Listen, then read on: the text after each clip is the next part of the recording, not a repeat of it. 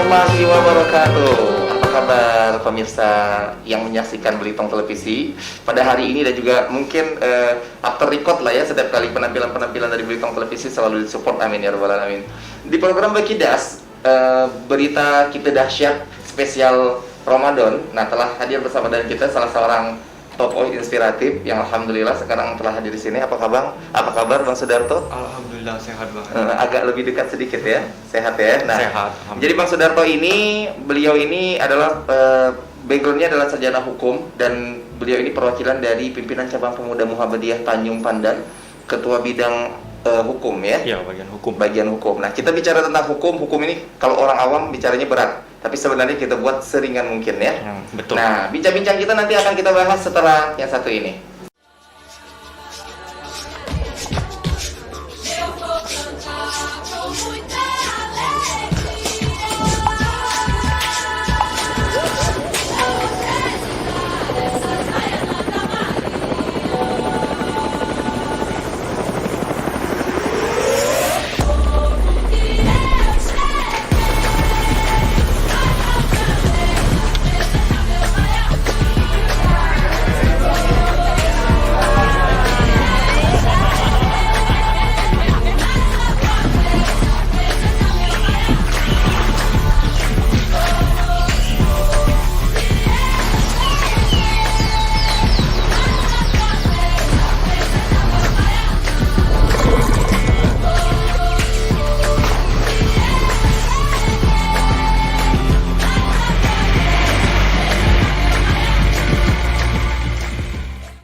Ya, masih kembali lagi di program kita di Bekidas, berita kita dahsyat spesial Ramadan. Nah, alhamdulillah sehat Bang.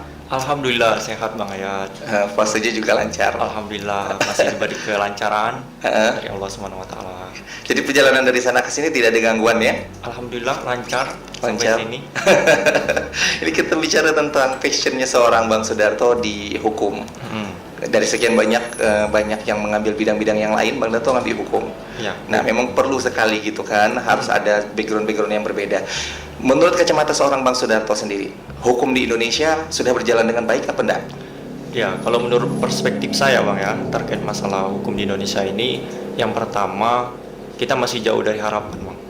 Soal hukumnya, terutama dalam tataran implementasi itu masih jauh dari harapan. Oleh karena itu masih banyak yang harus kita perbaiki ke depannya. Nah, terutama terkait kalau konteks aturannya itu sudah bagus, tapi dalam teknis penerapannya di lapangan, nah itu yang jadi problem sampai saat ini. Nah, mungkin itu yang banyak menjadi masukan dari para ahli hukum juga dan harus menjadi poin penting yang harus kita perbaiki gitu di masa yang akan datang. Khususnya bagi generasi muda kan, Betul. bagi kami yang akan meneruskan estafet kepemimpinan nanti di masa mendatang. Berarti punya tanggung jawab yang besar bahwa milenial pun juga harus melek dengan hukum. Iya, justru kita di Indonesia ini bukan berarti orang hukum aja yang harus paham hukum gitu, tapi masyarakat awam pun juga harus paham hukum gitu. Nah, tema kita pada hari ini adalah tadi di sharing Indonesia hukum berdasarkan hak kebebasan beragama dalam perspektif konstitusi. Hak kebebasan beragama dalam perspektif konstitusi. Nah, ini bicaranya lumayan menarik. Tapi kita mengalir saja terlebih dahulu ya. Siap. Tentang hukum, tentang milenial dan juga tentang ketertarikan kenapa dari Bang Sudarto sendiri ke arah hukum Indonesia. Ya, pertama kalau dari saya memang melihat bahwa problem di masa mendatang ini, problem besar itu terjadi pada tataran hukum, Bang. Jadi banyak sekali saya melihat masyarakat yang tidak paham hukum, masyarakat yang memang tidak memiliki akses untuk keadilan dalam menuju hukum itu sendiri kan. Nah, mereka itu terasa didiskriminasi gitu. Nah, jadi saya dengan melihat itu bahwa kedepannya ya saya harus masuk ini di bidang hukum. Biar tujuan saya itu untuk membantu orang-orang kedepannya. Jadi ya orientasi kita bukan hanya soal uang gitu, tapi kita harus ya bagaimana kita selama hidup ini harus memberikan manfaat gitu untuk orang lain. Nah.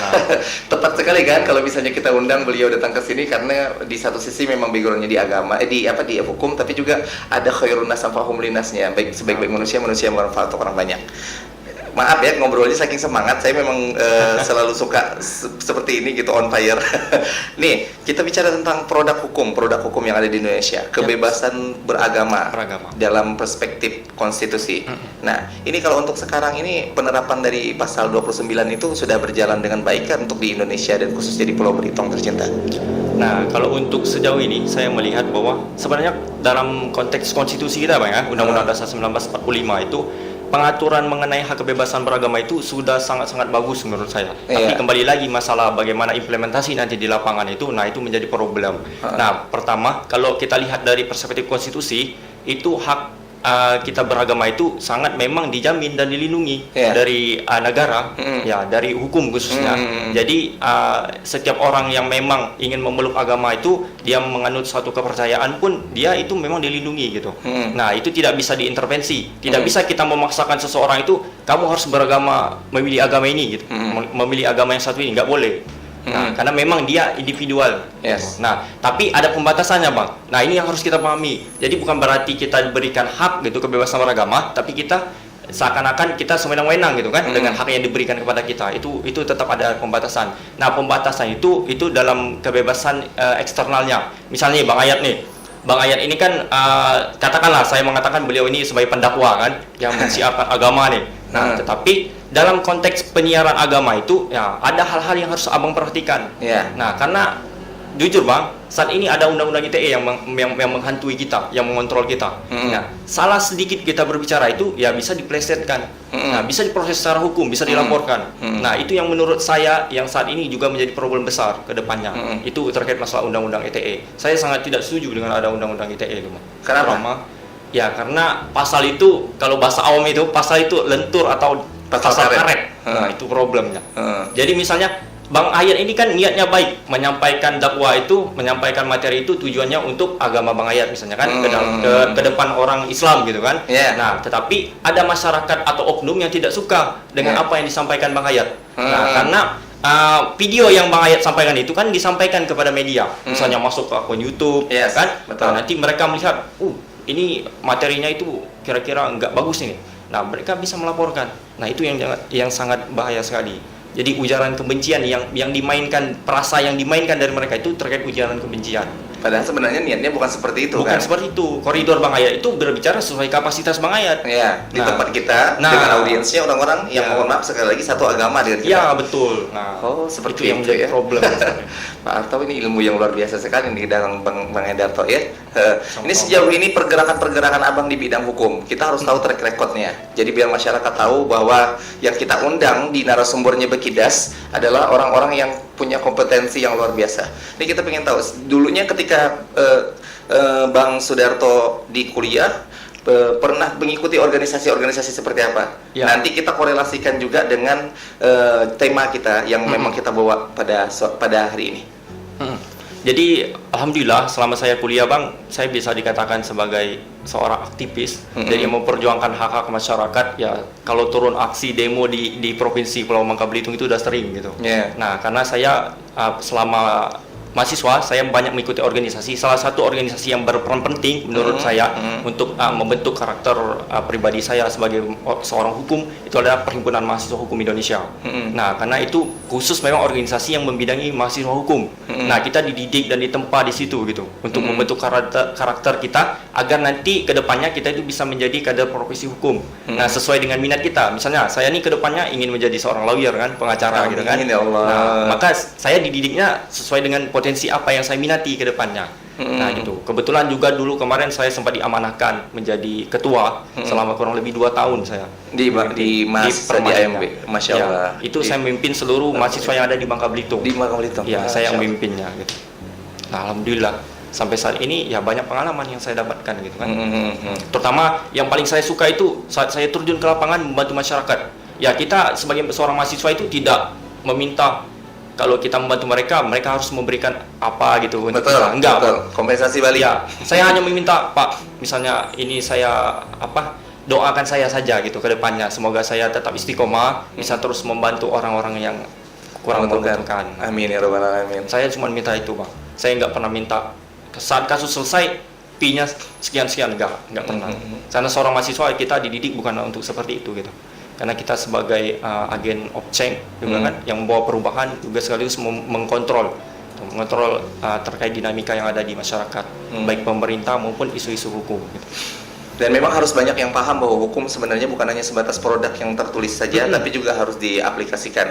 Nah, ini ada pertanyaan yang menarik tentang keberagaman beragama. Contoh nih misalnya seperti ini, bolehkah orang tua mengintervensi anaknya ketika anaknya sudah mulai berpindah dari satu agama ke agama yang lain? Nah, kalau kita lihat dari perspektif konstitusi, sebenarnya itu merupakan kebebasan internal, Bang. Jadi kebebasan internal itu merupakan hak yang ada individual.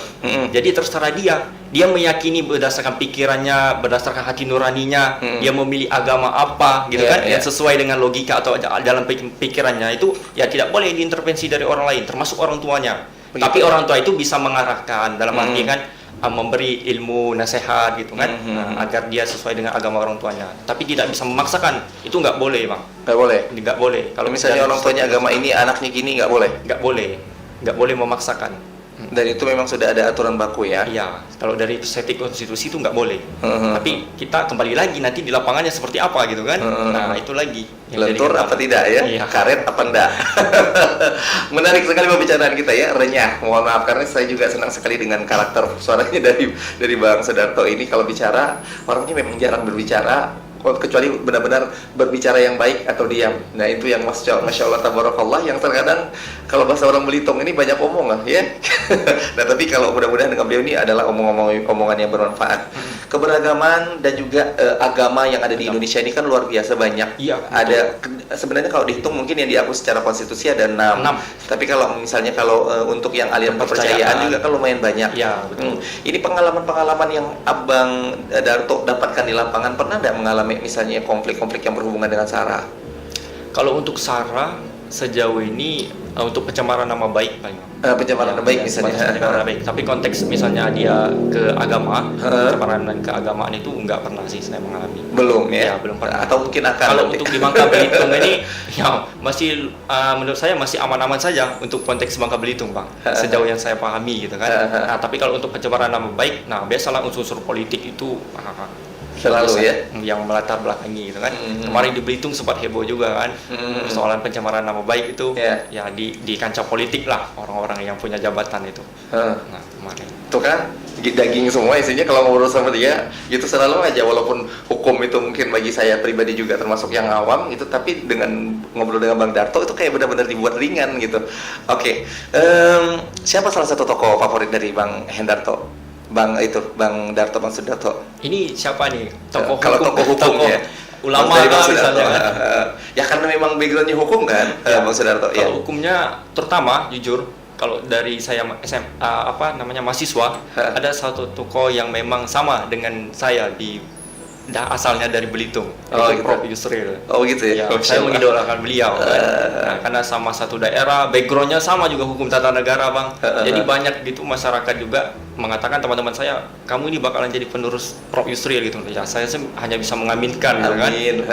Semoga bisa menjadi generasi beliau tuh. Tapi kan terlepas dari seorang individual itu kan pasti ada plus dan minusnya gitu kan. Nah, apa yang baik kita ambil, apa yang kurang baik ya jangan kita ikuti gitu. Nah, sejauh ini Prof. Yusril menjadi panutan gitu dari segi hukum.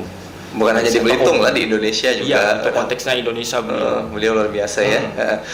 Profesor Yusril. Ini keren sekali kalau bicara tentang masalah tokoh. Itulah yang membuat mimpi-mimpi kita jadi lebih besar. Benar gak sih?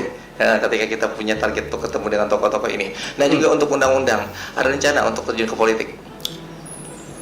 Sejauh ini jujur Bang ya, kalau dari masyarakat tempat saya tinggal itu mereka sudah mendukung secara penuh Bang untuk saya maju di tahun ini ya, tahun 2024 ya kalau nggak salah. Nah itu mereka sudah mendorong karena memang di desa saya itu nggak ada perwakilan yang jadi, duduk di DPR provinsi tidak kabupaten ada, maupun kabupaten juga tidak ada. Jadi keluhan mereka itu sering tidak didengarkan gitu. Nah apa-apa yang dimintakan oleh desa itu sering tidak terakomodir di pemerintahan Kabupaten Belitung. Mereka sangat mendukung saya, tapi kembali lagi ke saya karena saya kalau misalnya saya memang perspektif mengincar jabatan Bang, mungkin saya sudah sangat senang gitu kan didukung. Tapi kembali lagi nanti bagaimana pertanggungjawaban saya di akhirat gitu. Iya. Nah itu yang jadi poin penting Bang. Intinya dulu berkarya Ya, hingga akhirnya baru nanti biarlah masyarakat yang menilai. Karena Ini- tujuan kita baik kan. Betul. Masyarakat.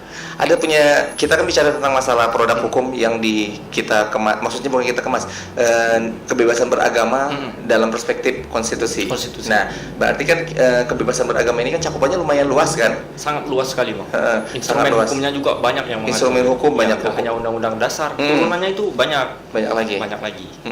Itu kalau untuk sekarang ini sejauh itu sangat efektif kan sebenarnya untuk diterapkan di masyarakat?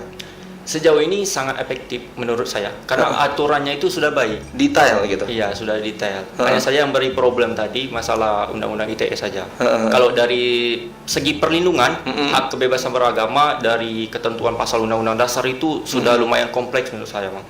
Komprehensif, pengaturan itu sudah baik dan kemudian diturunkan dalam Undang-Undang 39 tahun 1999. Nah, itu tentang hak asasi manusia. Nah, juga itu diatur mengenai kebebasan beragama. Dan kita juga pun sempat meratifikasi itu artinya mengadopsi ketentuan internasional. Nah, bahkan di dunia internasional saja itu hak beragama itu dilindungi. Nah, jadi dengan ada perlindungan di dunia internasional bukan berarti di Indonesia, di negara kita dikesampingkan, nggak boleh. Nggak boleh ya? Nah, gitu. Jadi yang menjadi problemnya kembali lagi ke Undang-Undang ITE itu yang menjadi suatu masalah besar, Bang, menurut pandangan saya. Makanya ada dorongan kami dari mahasiswa hukum untuk segera merevisi yang namanya Undang-Undang ITE itu. Karena bahaya. Ya, terutama bagi para ulama kita, bagi pendakwa kita, ya itu menjadi suatu ancaman besar gitu. Bukan hanya pendakwa kita, juga dari agama-agama yang Iya, lain betul. gitu kan, yang harus kita telisik gitu kan. Contoh misalnya ketika mereka berdakwah dengan lingkungan mereka juga kan, nanti khawatirnya mereka tidak menyampaikan sesuatu berdasarkan dengan keyakinan mereka kan. Ya, betul. Kan kita punya keyakinan masing-masing nih. Mereka punya keyakinan, kita paling benar, mereka paling benar gitu Ya, kan. Otomatis seperti itu. Jadi memang benar-benar harus kita harus benar-benar berusaha menjadi orang yang fleksibel ya dalam hal ini. Nah, hukum yang selama ini menjadi rujukan bagi masyarakat Indonesia khususnya di Bangka Belitung ini tentang kebebasan beragama, yang paling krusial itu apa sih dari produk hukum itu? Ini krusial dalam artian apa nih? Krusial misalnya dalam artian misalnya pasal itu tidak bisa sama sekali misalnya di otak-atik sama sekali. Contoh misalnya gini, ketika kita misalnya sudah bermasalah dengan hukum, mohon maaf misalnya ada keluarga kita yang berpindah agama, terus misalnya ada melakukan sampai kekerasan, nah ada sampai yang mohon maaf sekali lagi sampai misalnya pemaksaan kembali gitu untuk kembali ke agamanya. Nah itu produk hukumnya benar-benar berlaku enggak untuk melindungi orang-orang seperti itu? Ya, alhamdulillah kalau konteks hukum yang berlaku di Indonesia, Bang, terkait masalah pemaksaan tadi ya, seperti yang Abang Ayat sampaikan, misalnya seseorang ingin pindah agama nih, kemudian tapi dari keluarganya itu tidak setuju dengan ada tindakan beliau itu kan, nah kemudian melakukan kekerasan lah, apalah KDRT misalnya kan dalam koridor rumah tangga, nah itu nggak diperbolehkan, Bang. Justru undang-undang hukum pidana itu mengintai dia, jadi bisa membackup orang itu, melindungi dia.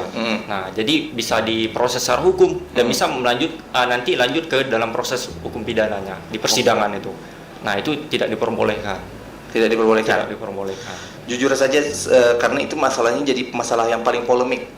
Polemik ketika di dalam satu tempat itu, dalam satu rumah itu mereka terdiri dari beberapa macam agama. Tapi kalau misalnya saling menghormati, insya Allah semuanya akan jadi lebih aman ya. Iya. Oke. Kita juga cari rujukan juga di sini. Mohon maaf kita buka sedikit ya tentang tindak pidana terhadap agama dalam Kitab Undang-Undang. Nah, kita bacakan terlebih dahulu supaya data-datanya juga masyarakat juga lebih tahu kan tentang produk-produk hukum keberagamaan ini. Nah, ini penulisan kerangka ilmiah rencana pembangunan hukum nasional tindak pidana terhadap agama dalam Kitab Undang-Undang Pidana KUHP dan Undang-Undang Nomor 1 PNPS tahun 1995 tentang pencegahan penyalahgunaan atau penodaan agama. Nah, terkait dengan penodaan agama, banyak sekali yang sekarang ini dilakukan dari banyak oknum yang mohon maaf sekali lagi berbicara tentang SARA. Terus juga kadang-kadang memplesetkan agamanya masing-masing. Contohnya kita mohon maaf sekali lagi, kita harus bilang tretan muslim misalnya kayak gitu. Jadi kan candaan-candaan agama itu dibawa ke dalam jok-jok yang lucu. Itu hukum-hukum seperti itu berlaku nggak sih seperti itu untuk mereka? Tapi yang kami lihat masih aman-aman saja. Nah, ini Bang, ini yang jadi problem juga, Bang, menurut pandangan saya kan, perspektif saya. Nah, jadi dalam konteks hukum pidana itu seperti yang Bang Ayat sampaikan tadi, ada pasal 156A namanya. Oke, kita cari juga ya di itu sini. silakan dicari. Nah, itulah pasal yang bisa menjerat seseorang itu melakukan penodaan agama. Nah, tapi konteksnya itu bukan dia sampaikan secara elektronik, tapi secara langsung ya. Kalau misal secara elektronik itu ada undang-undang ITE namanya. Nah, itu ada, inilah yang jadi problem juga, ada benturan dua aturan hukum sebenarnya. Kita undang-undang hukum pidana dengan undang-undang ITE. Nah, jadi ada dua aturan hukum. Jadi nanti pihak aparat penegak hukum ini bisa menggunakan dua aturan itu. Oh gitu. Nah, tapi ini mohon maaf, kita ngambil contoh saja. Contohnya di Jakarta kemarin. Nah, isu penodaan agama itu. Nah, yang digunakan oleh penegak hukum itu pasal 156A KUHP pada saat itu. Dengan ancaman pidananya kurang lebih sekitar 6 tahun atau 4 tahun. Kalau saya nggak salah. Nah, jadi untuk seseorang yang melakukan hal-hal yang memang dapat menodai suatu agama, ya menurut saya itu bisa diproses, Bang. Tapi harus ada siapa yang melakukan pengaduan nanti, gitu. Laporan itu. Nah, sebenarnya berarti pengaduan juga tetap akan disidang. Iya, Bisa juga terjadi tersangka yang ngadu. Nah, betul. Bisa menjadi tersangka. Ngeri ya. Nah, maksudnya gini, Bang.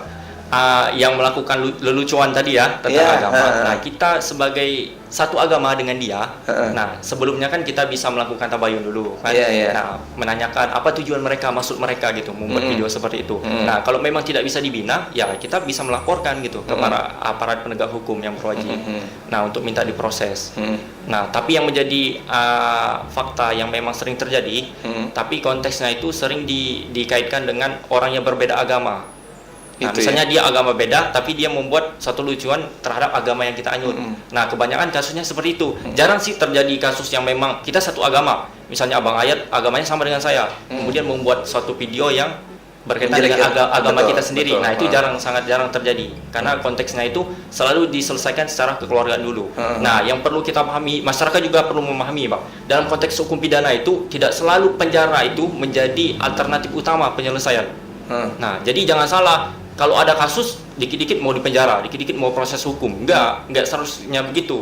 Jadi hukum pidana itu sebagai alternatif terakhir, Bang. Nah, alternatif utama itu ada proses mediasi, ada proses yang namanya dalam Islam itu tabayun kan. Nah, itu yang harus pendekatan yang harus diutamakan terlebih dahulu. Jadi tidak bisa kita langsung main lapor saja, lapor minta ini, ya pokoknya ini harus dipenjara, nggak boleh seperti itu. Nah, itu jadi konsep yang diatur oleh para hukum, ahli hukum di Indonesia itu ya, Prof. Edi itu namanya kalau dari UGM kami itu.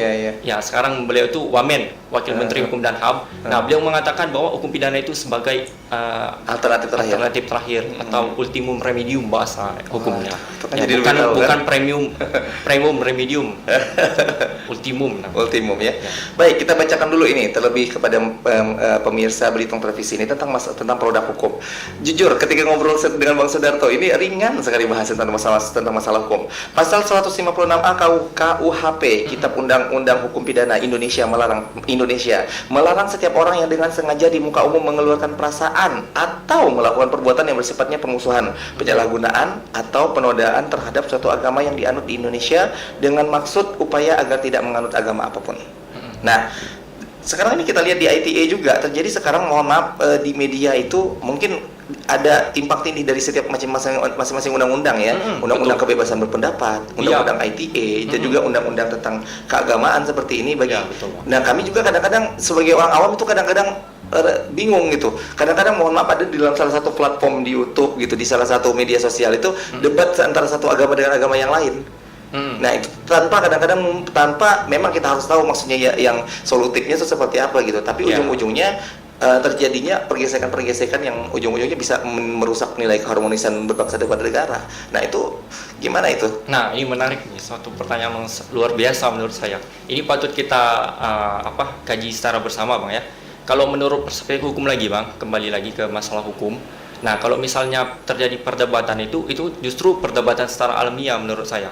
Nah, kalau kita lihat kan konteksnya itu mereka sesuai dengan kapasitas mereka masing-masing. Betul. Dan mereka pun sama-sama menyetujui gitu kan. Bukan konteksnya untuk melakukan penghinaan gitu. Nah, tetapi mereka membandingkan. Ya, itu ada namanya dalam ilmu perbandingan agama namanya. Oh, ada juga. Nah, ada namanya perbandingan ilmu agama. Nah, jadi selama mereka itu menyepakati kedua belah pihak untuk berargumen, untuk melakukan kajian secara ilmiah terkait perbandingan agama itu tidak dipermasalahkan. Oh, Nah, berarti boleh ya? jadi diperbolehkan menurut pandangan saya gitu kan. Nah, tapi kalau konteksnya itu udah ke tataran menghujat, ya itu yang nggak diperbolehkan. Nah, jadi udah ke ujaran kebencian. betul. Nah, di situ terkadang saling ujung-ujungnya ujung-ujung saling melapor. Jadi maksudnya ada ketika dari solusi yang ketika mengobrol itu tuh menghasilkan satu solusi. Ya. Ada yang memang karena memang kita sendiri pun jadi orang awam itu kadang-kadang bingung ini gitu. Yang